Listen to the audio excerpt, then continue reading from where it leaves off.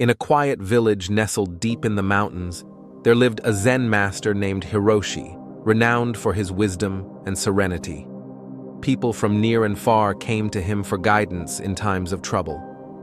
Among these visitors was a young man named Taro, who arrived one autumn morning, his eyes heavy with despair.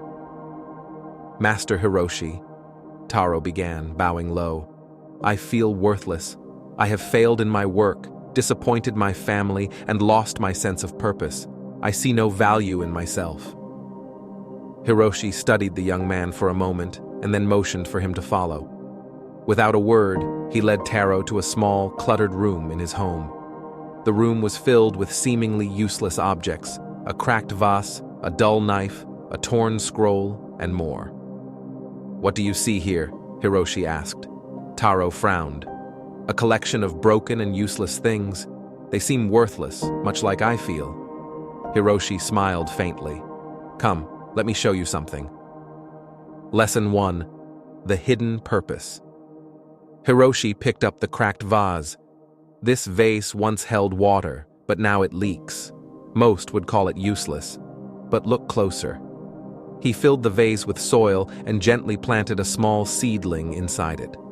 This vase, though broken, can still hold life. Its cracks do not erase its value, they merely change its purpose. Taro watched as Hiroshi placed the vase on a windowsill where sunlight poured in. He felt a flicker of understanding, but said nothing. Lesson 2. The Process of Renewal. Next, Hiroshi took the dull knife and handed it to Taro. "This knife no longer cuts well," the master said, "but with patience and care, it can be sharpened." He demonstrated by running the blade over a whetstone, slow and steady.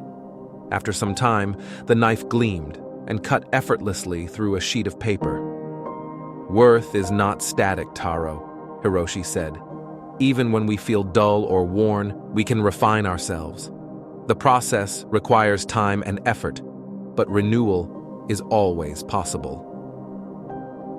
Lesson 3. Embracing Imperfection. Hiroshi then picked up the torn scroll, its edges frayed and illegible in parts.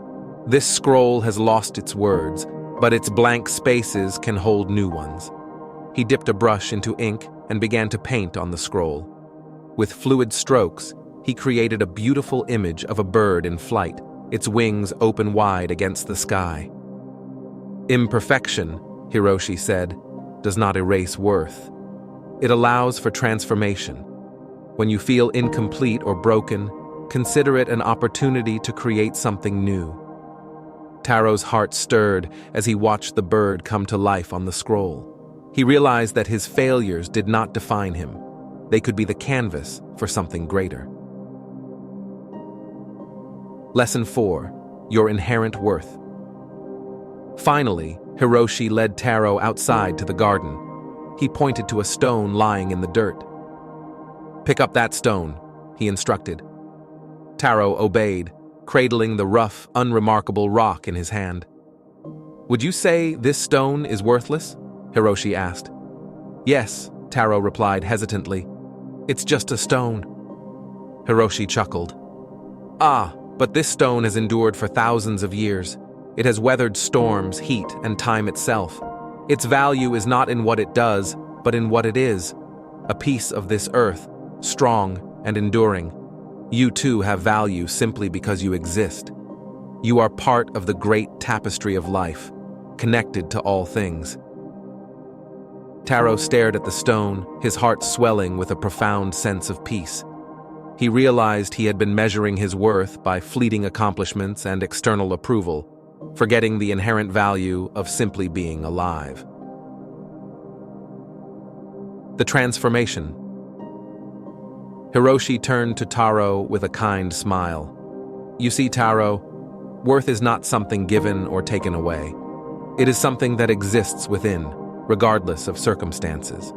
When you feel worthless, remember, a cracked vase can nurture life, a dull knife can be sharpened, a torn scroll can hold beauty, and even an ordinary stone has value simply by being." Taro bowed deeply, tears in his eyes. "Thank you, Master Hiroshi." I came here lost, but I now see that I am not broken, only in transition. My worth is not gone. It is waiting to be rediscovered. Hiroshi placed a hand on Taro's shoulder. Go forward with this understanding, and when others feel as you did, share with them these lessons. In helping them find their worth, you will reinforce your own. Taro left the mountains a changed man. He no longer sought his worth in the opinions of others or the fleeting successes of life. Instead, he embraced his imperfections, saw value in his struggles, and found peace in simply being. And in doing so, he became a beacon of light for others who had forgotten their own worth.